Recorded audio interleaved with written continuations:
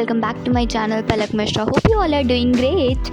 सो आज की वीडियो में मैं कुछ टिप्स कहो या फिर कुछ बताने वाली हूँ कि आपको क्लास 10th में कौन कौन सी बुक यूज़ करनी चाहिए एज ए CBSE ग्रेटर। अगर आप CBSE बोर्ड में हो तो के लिए मैं बता रही हूँ। एंड मैं जो बुक बता रही हूँ देखिए आप लोग। तो for maths I prefer you RD Sharma, क्योंकि RD शर्मा में लेटेस्ट पैटर्न है 2025 में जो टफ क्वेश्चन आए थे सब है उसमें। और RS अग्रवाल भी अच्छी बुक है बट उसमें वही पुराने सब कुछ है, लेटेस्ट पैटर्न ही मिलता है उसमें आपको। और NCERT इज़ गॉड भाई, NCERT को अच्छे और लो 3 से 4 बारी कर ही लेना, अच्छी तरीके से करना है उसको।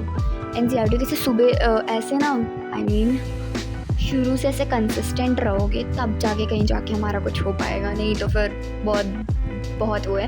फिर मैं अगर आपको साइंस के लिए बोलूँ तो साइंस के लिए वैसे ज़्यादा कुछ नहीं, बट आपको बस NCERT पढ़नी है। कोई भी आपको बुक की ज़रूरत नहीं है, कोई रेफरेंस बुक अदर बुक कोई भी ज़रूरत नहीं है। बस NCERT को लाइन बाई लाइन पढ़ो, ऑरेंज बॉक्स होता है ना उसमें उसको भी पढ़ो, और उसके बाद उसकी बैक एक्सरसाइज करो, इंडेक्स क्वेश्चंस करो, और जो पढ़ रहे हो उसमें से भी क्वेश्चंस बनाओ, यही सब करो। NCERT में ही सब कुछ है। केमिस्ट्री के लिए और बायो के लिए तो वही सबसे ज़रूरी है। फिज़िक्स के लिए आप कोई भी रेफरेंस बुक यूज़ कर सकते हो। फॉर सोशल स्टडीज़ मैं आपको एक टीचर बता रही हूँ, दिग्राज सर, आप सब जानते भी होंगे, बहुत अच्छा सोशल पढ़ाते हैं। आप उनसे पढ़ सकते हो, यूट्यूब पे उनके सारे चैप्टर के लेक्चर्स अवेलेबल हैं, तो आप उससे भी पढ़ सकते हो।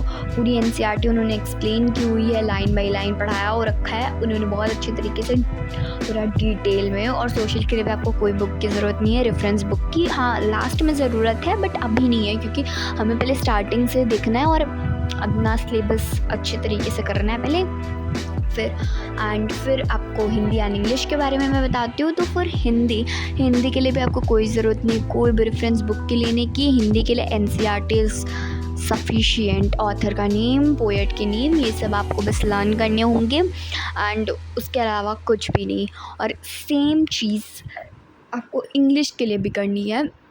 हिंदी में क्या होता है कि बहुत बच्चे ग्रामर छोड़ देते हैं, तो आपको ग्रामर पार्ट को इग्नोर नहीं करना है, आपको ग्रामर भी पढ़ना है और आपको लिटरेचर और पे भी ध्यान देना है अपने अच्छी तरीके से, क्योंकि बहुत बच्चे लैंग्वेज सब्जेक्ट को क्या ले लेते हैं, ईजिली ले लेते हैं। फिर अगर हम बात करें इंग्लिश की, तो इंग्लिश के लिए भी यही करना है, एक पेज लो, उसमें आप सारे भी चैप्टर के पोएटिक डिवाइस, उसके कीवर्ड्स, मैसेजेस एक पेज में लिख लो। हर चैप्टर के पोएट और ऑथर के नेम लर्न कर लो, और की पॉइंट्स अगर लर्न कर लो तो उससे आंसर राइटिंग में आपकी हेल्प होगी। बीच बीच में वो पॉइंट अगर आप डालोगे तो एग्ज़ामिनर को लगेगा कि बच्चा पढ़ा हुआ है। ग्रामर को भी मत भूलना, ग्रामर भी बहुत अच्छी तरीके से पढ़ना। लैंग्वेज सब्जेक्ट को ईजिली मत लेना। बहुत सारे लोग लैंग्वेज सब्जेक्ट यानी ग्रामर में और इंग्लिश और हिंदी इन सब सब्जेक्ट में अपने नंबर कटवा देते हैं। तो मेरे हिसाब से आप इन सब चीज़ों को लाइटली मत लेना। अभी सबसे पहले ये मोटिव रखो कि जल्दी से जल्दी जब भी हो सके जल्दी से जल्दी अपना क्या करो, सिलेबस कंप्लीट करो सितंबर तक, अक्टूबर तक। फिर उसके बाद भर भर के क्वेश्चन प्रैक्टिस करना। अभी के लिए तो इतना ही है, जितना बता रही हूँ बहुत सफिशिएंट है। बस पहले भी ये फोकस करो कि मुझे अपना सिलेबस ख़त्म करना है, और साथ ही साथ में अदर मैथ्स की क्वेश्चन प्रैक्टिस करनी है। क्वेश्चन प्रैक्टिस बहुत ज़रूरी है।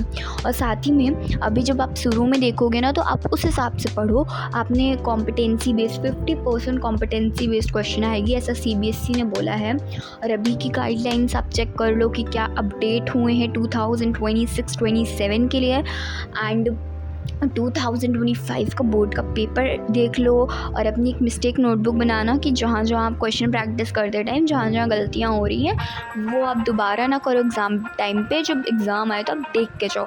अभी तो मेन मोटिव ये रखो कि आपको अपना क्या करना है, सिलेबस को जल्दी से जल्दी ख़त्म करना है। That's it. वो आपको वीडियो अच्छा लगा होगा। Thank you for watching.